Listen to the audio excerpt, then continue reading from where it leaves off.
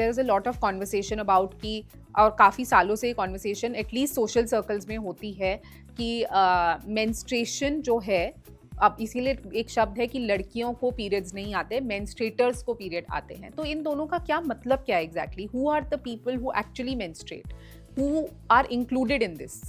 तो जिसके पास यूट्रस है उसको पीरियड्स होंगे, जिसके पास फंक्शनिंग यूट्रस है। ये सवाल का इतना सिंपल आंसर तो नहीं है अगर रिकिता ने पूछा है।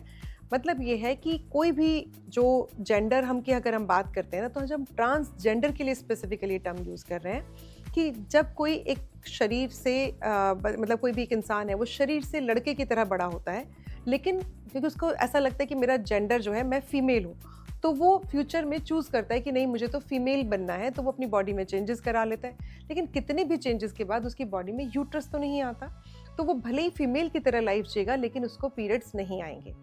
ठीक है। और इसी तरह से अगर कोई फीमेल है बॉडी से वो फीमेल है, लेकिन उसको ऐसा लगता है कि नहीं मैं मेल हूँ, और वो फ्यूचर में जाकर अपने आप को एज ए जेंडर मेल की तरह जीना चाहती है और अपनी बॉडी में वो चेंजेस कराती हैं, तो बावजूद उसके अगर जब तक वो यूट्रस रिमूव नहीं करा रही हैं तब तक उनका यूट्रस और हार्मोन्स काम कर रहे हैं, तो अगर वो मेल की तरह भी जी रहे हैं, एक लड़के की तरह वो ज़िंदगी जीती हैं, तो भी उस ट्रांस मेल को पीरियड्स आएंगे। तो पीरियड्स का मतलब सिर्फ यूट्रस से होता है, आपकी आइडेंटिटी से नहीं है कि आप कैसे जीते हो। तो आइडेंटिटी बिल्कुल अलग चीज़ है और बॉडी बिल्कुल अलग चीज़ है। तो बॉडी में जो पार्ट्स हैं वो आप उसी तरह से काम करेंगे।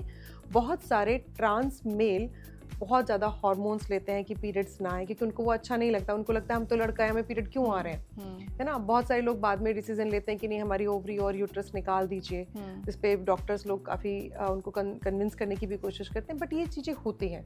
पर अभी हम सिर्फ इतना समझ लेते हैं कि जो आपकी बॉडी में ऑर्गन्स हैं, अगर आपकी बॉडी में एक फंक्शनिंग यूट्रस है तो आपको पीरियड्स आएंगे, भले आप मेल की आइडेंटिटी में जी रहे हो, भले आप फीमेल की आइडेंटिटी में जी रहे हो। इसीलिए आजकल ये वर्ड मेंस्ट्रुएटर रखा जाता है। सिर्फ लड़कियों को पीरियड्स नहीं होते, उन सबको पीरियड होता है जिनके पास यूट्रस है। एक जेंडर न्यूट्रल टर्म होना बहुत ज़रूरी है। इसीलिए हम जब भी कभी कोई प्रोजेक्ट भी लिखते हैं या हम कभी बात भी करते हैं कि गर्ल्स हैव देयर पीरियड्स, हम यूजुअली इसको रिप्लेस करते हैं मेंस्ट्रुएटर्स गेट देयर पीरियड्स, क्योंकि उसमें कोई भी जेंडर आइडेंटिटी जो है उसमें कोई भी इंक्लूड हो सकता है। तो ये एक यूनिवर्सल आइडिया अंदर एम्बेड करना सोसाइटी के थोड़ा डिफ़िकल्ट है, क्योंकि हम एक ही लेंस से दुनिया को देखते हैं जो इजी है सबके लिए, थोड़ा सा डिफ़िकल्ट है। लेकिन ये समझना उतना ही ज़रूरी है, चाहे धीरे धीरे करके अंडरस्टैंडिंग आए, लेकिन ये अंडरस्टैंडिंग आना ज़रूरी है कि मेंस्ट्रुएटर्स शब्द जो है वो उनके लिए है जिनको पीरियड्स होते हैं। अब वो एक्चुअली में बायोलॉजिकली भी लड़की फील कर सकते हैं और वैसे भी एज अ जेंडर ऑल्सो वो लड़की फील कर सकते हैं, पर इसमें वो लोग भी इंक्लूड होते हैं जिन्होंने अपनी जेंडर आइडेंटिटी को मेल कहा है, लेकिन उनके पास यूट्रस है। तो इससे ये करना ज़रूरी क्यों है? क्योंकि ताकि सभी लोगों को कॉन्वर्सेशन में इन्वॉल्व किया जा सके और सभी लोगों के लिए बेनिफिट्स को डिज़ाइन किया जा सके, राइट? इसमें एक और चीज़ भी है कि पीरियड्स बचपन से शुरू नहीं होते, पैदा होने से लेकर और एंड तक नहीं होते।